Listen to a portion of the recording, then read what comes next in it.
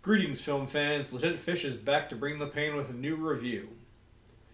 Many of us film fans are familiar with cult films from the UK or US. Titles like Rocky Horror Picture Show, or Plan 9 from Outer Space, or Brazil. But how does a film achieve cult status in a country with a smaller film industry, like, for instance, the former Yugoslavia? The Marathon Family gives us one example. Sorry, but no subtitle trailer is available for this one. Pantelija je još pre 100 godina osnovao ovu našu firmu. I pravo je da mu sada pripadne čast da bude začetnik jednog novog razvoja. Onu vurnu! Ko bre da se skida gol? Ako ne predate pare, ode kuća! Šta će biti s kućom? Pazi! Vidi, tata, pa to je gospodin Rajković. Dobro večer. Uliću, bre! Marš na polji, bando pokvarena! Živije. Nema da si kurva kume! Kristina! Ali!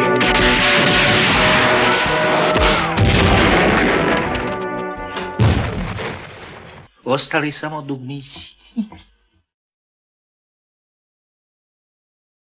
As always, apologies in advance for the inevitable butchering of names and pronunciations associated with this flick.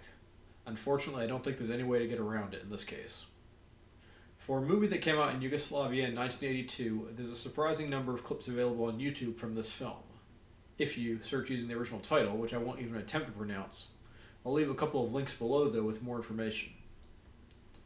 Originally written and performed as a play in the 70s by Dusan Kovacevic, before being adapted by him for the screen in 1981, The Marathon Family, or the alternate and probably preferred title, The Marathon Family Takes a Victory Lap, is a strange and disturbingly prophetic dark comedy in the Eastern European cinematic vein. The film itself is set during the interwar period, about 6 months after the assassination of King Alexander of Serbia in 1934, in a small unnamed Serbian village. The entire plot revolves around a 6th-generation family of undertakers, beginning with the bedridden 150-year-old Pantelija Topalovic, played by Radislav Lazarevic. His son, the 126-year-old Maximilian, confined to a wheelchair and only able to communicate by honking a bicycle horn, played by Milivoj Tomic. And his son, the doddering 102-year-old Aksentij, played by Midja Aleksic. His son, the 79-year-old Militin, played by Pavle Vujicic. And his son, the much more lively 44-year-old Laki, played by Bata Stojkovic. And lastly, his son, the gangly and disinterested 26-year-old Mirko, played by Bogdan Diklic. The Topalovic family is also joined by Jenka, the handyman and aspiring filmmaker, played by Bora Torodovic. And finally, the lovely Kristina, Mirko's on-again, off-again girlfriend, played by Seka Sablic, and her gangster family led by Billy the Python, played by Zoran Radmilovic. The plot starts simply enough with business as usual at a local small-town mortuary. Laki has purchased a crematory for the business. He wants to adopt some 20th century practices, although his relatives are a little more critical of the idea. Meanwhile, Mirko has decided he doesn't wish to follow in the footsteps of his father, or his father's fathers, and wants to pursue a different career path. He's far more interested in the movies, in a large part due to his friend Jenka's movie theater side business. But he's also got his heart set on marrying Kristina, who is dismayed to find out that Jenka now has talkies in the theater and won't need her to play the accompaniments. Things take a more sinister turn, though, as Billy and his gangster clan begin to threaten the family. It turns out that the Topalovic family has been paying them over the years to dig up old coffins that they can recycle rather than make new ones, and the payments have stopped. All this, however, is put on hold with the death of the patriarch Pantelija, as every member of the family waits to find out the contents of the will. As a movie adapted from a stage play, there were some significant changes, although from discussing it with folks familiar with both versions, it appears as though the majority of changes were for the best. My first thoughts when watching this were along the lines of, this seems somewhat subversive for a film from the Eastern Bloc. But apparently things were considerably more open in Yugoslavia during this period than some of the other Soviet satellites. I plan to look into this a little bit more, beginning with several other films written by Kovacevic that have been highly recommended to me. As this film was made after Tito's death in 1980, there had been a growing relationship with the United States during the period, and that included more cultural and economic exchanges. This will require more viewings to gain a better understanding, but it's pretty clear that much of the central conflict derives from the gulf between the youth and the significantly older and distinctly more decrepit generations, which are modeled directly on Communist Party leaders and periods. The climax of the film culminates in a violent and bloody, yet still humorous clan vendetta, like something out of Prohibition Chicago or the 19th century Ozarks.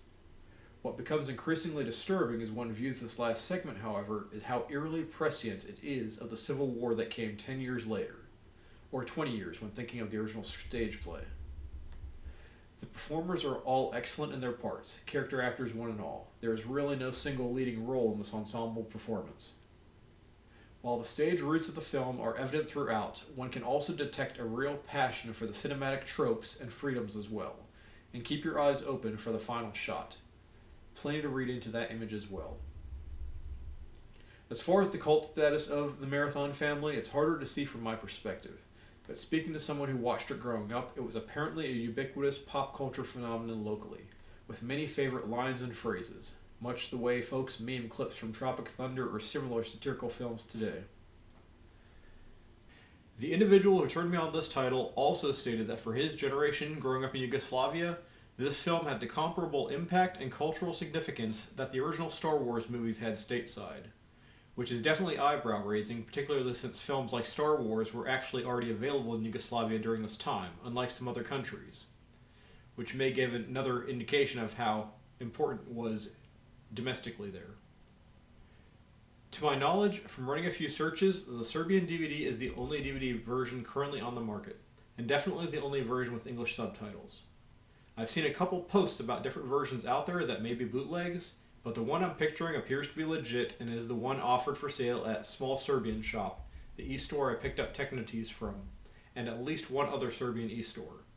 Unfortunately, for whatever reason, it seems to be only periodically in stock.